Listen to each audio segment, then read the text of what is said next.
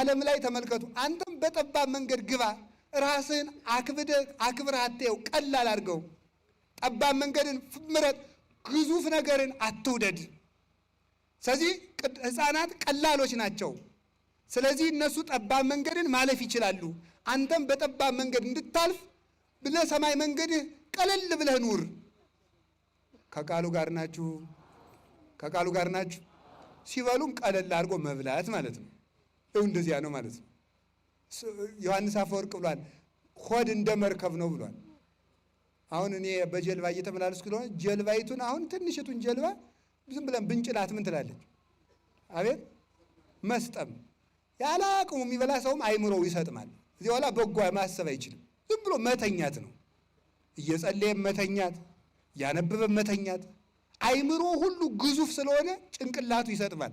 ሆድ ምንድን ነው ካላችሁኝ፣ መብል ሆድን ያሰጥማል፣ ሆድ አይምሮን ያሰጥማል፣ አይምሮ ሕይወትን ያሰጥማል። በዚህ ነው የሚሰጥመው። ሆዳም ሰው አይምሮ የለውም፣ ለሰውም አያስብም። ገበሬው ራሱ ይሌለ እንዴ በቃሪያ የሚበላ ሰውና በጫማ የሚሄድ ሰው ለጓደኛው ያዝንም። ቃሪያው ሲያቃጥለው ዝም ብሎ መገምደል ነው። ረንጀራውን እጨርሰዋለሁ የለ ምን የለ ዝም ብሎ መብላት ነው ማለት ነው። እሱ ለቃሪያው ማብረጃ ነው የሚበላ ዝም ብሎ ማለት ነው። በጫማ የሚሄድም ባልንጀራዬን ሾህ ይወጋዋል አይልም። ስለዚህ ተመልከቱ፣ ለባልንጀራ እንዳናዝን የሚያደርግ ምንድነው? ሆዳምነት ነው። ቅዱሳን ወከማው እያጽቆሙ ለጻድቃን ይላል ፍኖት መቃን ዘዝንቱ ዓለም። ልክ እንደዚህ ሁሉ ለቅዱሳን አባቶቻችን ሁሉ ጠባቡ የዚህ ዓለም መከራ አላስጨነቃቸውም አለ። ከፈጣሪያቸው ደረሱ እንጂ አልተቸገሩም። ለምን? ምን ብለው ነው ያለፉ? ቀለል ብለው ስለኖሩ ነው። ቅዱስ ያሬድ ይጠይቃል፣ እፎ አምሰጥዎ ለመጽብብ ከመይባእዎ ለመርብ ይላል። ቅዱሳን ጠባቡን ሀገር እንዴት ብለው አለፉት ብሎ ይጠይቃል ቅዱስ ያሬድ። እንዴት ብለው አለፉት ይልና ደሪዮሙ ወታግሶሙ ታግሰው ነዋ ይላል። ታግሰው ጸንተው አለፉት አለ። ጠባቡን አልፈው እንዴት ከሰፊ ሀገር ተደረሱ? እና አቡነ ተክለ ሃይማኖት እና አቡነ ገብረ መንፈስ ቅዱስ እንዴት ይሄንን ጭንቅ የሆነ ዓለም አለፉት ሲባል ታግሰው ሰውነታቸውን አቅልለው ወደ መንግሥተ ሰማያት መግባት ቻሉ። ጠባቡን ዓለም አለፉት። የሕፃናት አንዱ ጠባያቸው ይህ ነው። ከቃሉ ጋር ናችሁ? እግዚአብሔር ከሁላችን ጋር ይሁን። ሌላው ሕፃናት ሳይመረምሩ ይታዘዛሉ። እስኪ ሳይመረምሩ ይታዘዛሉ በሉ። ምን ሳይሉ ይታዘዛሉ? ሳይመረምሩ ይታዘዛሉ። ሳይመረምሩ መታዘዝ ምን ማለት ነው? አይ ይሄ ነገር አይሆንም፣ ይሄ ነገር አይሆንም አይሉም፣ ይታዘዛሉ። እንዲህ አድርግ እሺ፣ ይሄን እንዲህ አድርግ እሺ። ሲደረግ የታየውን ሁሉ ያለመመርመር ይታዘዛሉ። እንደዚህ ሁሉ ለፈጣሪያችን ሳንመረምር መታዘዝ አለብን ይላል። ለአባቶቻችን መታዘዝ አለብን። አባ ጳውሎስ እና አባ ዮሐንስ የሚባሉ ሁለት አባቶች ነበሩ እና ደቀ መዝሙሩን ምን አለው መሰላችሁ? ከቃሉ ጋር ናችሁ? ሂድና አሉት። ሂድና ከጅብም የሚበልጥ ከነብርም የሚበልጥ ከአንበሳም የሚበልጥ ከዘንዶም የሚበልጥ ከአውሬ ሁሉ የሚበልጥ አንድ ጨካኝ አውሬ ነበረ። ያ አውሬ እየመጣ መቃብር ቤት ውስጥ ከብት እያደነ በግ እያመጣ ይመገባል። ሂድና ከዚያ መቃብር ቤት ውስጥ ከዚያ አውሬ ስጋ ቀምታ አምጣልኝ አለው። መነኩሴ ነው፣ ባይታዊ ነው። እንዴት አድርጎ ይቻላል? ኋላ ጭራሽ ደግሞ ምን ይሉታል? እሺ ብሎ የደሱ ሳይጠራጠር መታዘዝ በተፈጥሮ የማይቻለውን ኃይል ሁሉ ይሰጣል። እሺ ብሎ ሲሄድ ምን አደረገ መሰላቸው? ወደዚህ አራቅ ሲል ቆይ አንድ ነገር ረስቼ ጆሮውን ይዘህ እየጎተት ካምጣልኝ አሉት። በጣም አስቸጋሪ ጥያቄ ነው። አውሬውን ጭራሽ ስጋዞ መምጣት ከባድ ነው። እንደገና ደግሞ ምን ማለት አውሬውን ዘን እሺ አለ። እሺ አለ። ኋላ ምን አሉ? ራቅ ሲል ደግሞ እንዲህ አሉ። እምቢ ያለህ እንደሆነ አባ ዮሐንስ ነው የሚባሉት። አባ ዮሐንስ ና ብሎ አልበለዋል። ኋላ ሊበላ ሄደ። ስጋውን ይዞ ሊመጣ ሄደ። የአውሬ አገሳ ሊውጠው ስድግው ሊውጠው ሲያገሳ እኔ አይደለውም አባ ዮሐንስ ና ብለዋል ሲለው እሺ ብሎ መጣለት። እየጎተተ ይዞት መጣ፣ አስረከበው ማለት ነው። ይሄ ሁሉ የሚያመጣው ምንድን ነው? መታዘዝ፣ ለእናት አባት መታዘዝ፣ ለካህናት። እንዲያውም ቅዱስ ጳውሎስ ምንድን ነው የሚለው? ለእግዚአብሔር ብላችሁ ለጠማማም ቢሆን ታዘዙ። እስቲ በሉ ለእግዚአብሔር ብላችሁ በሉ። ለምንም ቢሆን ታዘዙ። ለጥመቱ አንታዘዝም፣ ለጠማማው ነው የምንታዘዝ። ለጠማማው እንታዘዛለን፣ ጠማማነቱን አንቀበልም። ለጠማማ ሰውም ቢሆን ታዘዙ። ለጠማማ ሰው ስትታዘዙ ከመዘለ እግዚእነ ለክርስቶስ እንደምትታዘዙ ቁጠሩት። መታዘዛችሁ ምን ያደርጋችኋል? ያከብራችኋል። አንድ አባ ዳንኤል የሚባል የተከበረ አባት ነበረ። ስሙ የተጠራ መነኩሴ፣ ተአምርን የሚያደርግ በገድል ተቀጥቅጦ የኖረ ኃይለ እግዚአብሔር ያደረበት ነበር። ኋላ አንድ ወንበዴ እናቶች ገዳም አባ ዳንኤል ነይ ብዬ ልሂድ አለ። ሽፍተው ሄደና አንኳኳ። ማን? አባ ዳንኤል። ከፈቱለት። አያውቁትም አባ ዳንኤል።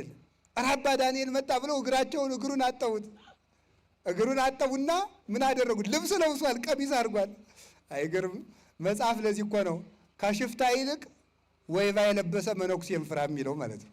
ምክንያቱም ሽፍታ አገሩ ይታወቃል፣ በወታደር ይያዛል። መነኩሴ ግን ዳባ ስለለበሰ ሽፍትነቱን የሚያውቅበት የለም ማለት ነው። ስለዚህ ፍራ አለ። ኋላ ምን አደረገ? ደግሞ እንደዚህ ስላችሁ ጊዜ መነኩሴ ሽፍታ ነው በሉ፣ እንደ ጭልፊት እየሞጨለፋችሁ ማለት ነው። ምን አደረገ? ከዛስ ምን አደረገ? ሄድና ለብሷል ቀሚስ። አባ ዳንኤል መጣ ብለው አጠቡት። አጠቡና አንዲት የታመመች መነኩሴት ነበረች። እጣቢውን ሲደፉበት ተነሳች፣ ተፈውሳ ማለት። እምነታቸውና መታዘዛቸው አባ ዳንኤልን እንዳጠቡ ተቆጠረላቸው። ወንበዴ አጥበው ምንድን ነው የምታደርጉት? እኔ እኮ ሽፍታ ነኝ ወንበዴ ነኝ አለ። አይኛ አባ ዳንኤል መስለህን ነው። በኋላ እሱም ደግሞ ለካ የእነዚህ ሰዎች ሃይማኖት እንዲህ ያደርሳል ብሎ ተጸጽቶ መንኩሶ ለምናኔ በቃ ደግሞ እሱ ማለት ሽፍታው ራሱ ተመልሶ ማለት። ካልተጠራጠርን ሰዎችን ሳንመርጥ ከታዘዝን ጠማማ ነገር ካላዘዙን በስተቀር ካዘዙን ከታዘዝን እግዚአብሔር በዚህ ምን ይሰጠናል?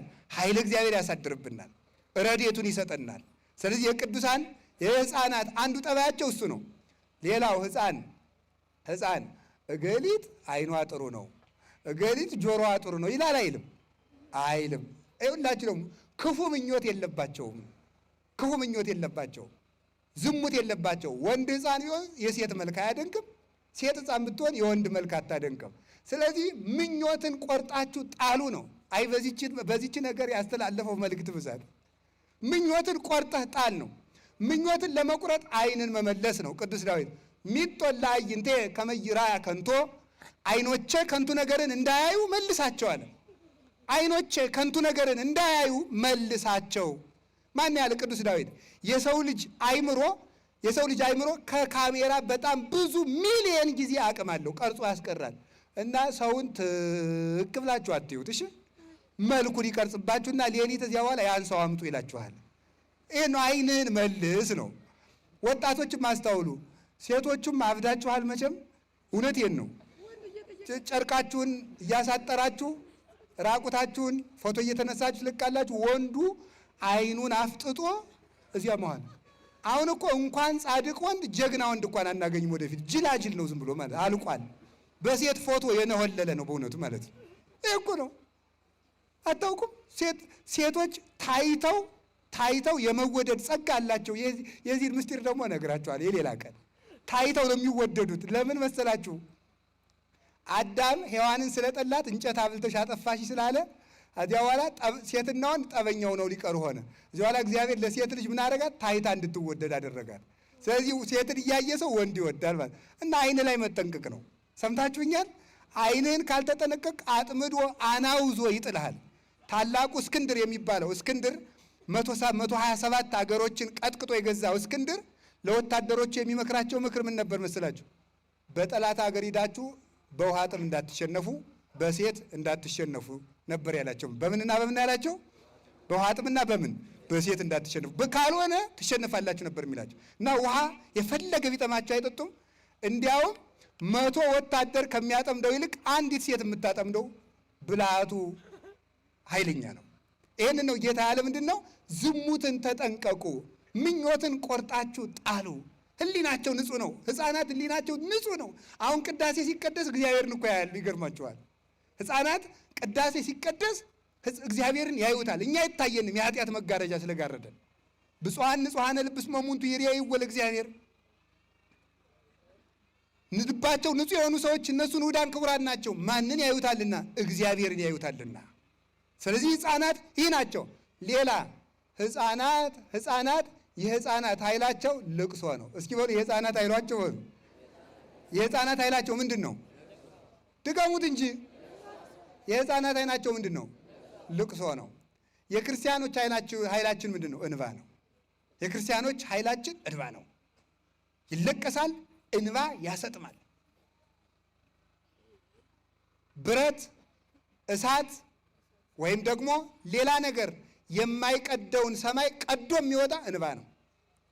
እስራኤላውያን 215 ዓመት በግብፅ ባርነት ሲኖሩ ፒራሚድ እያሰሩ ሲያሰቃዩቸው ዱባ እያበሉ የማይጠቀሙበትን ጡብ ሊቃውንቱ እንዴት ተርጉመውታል?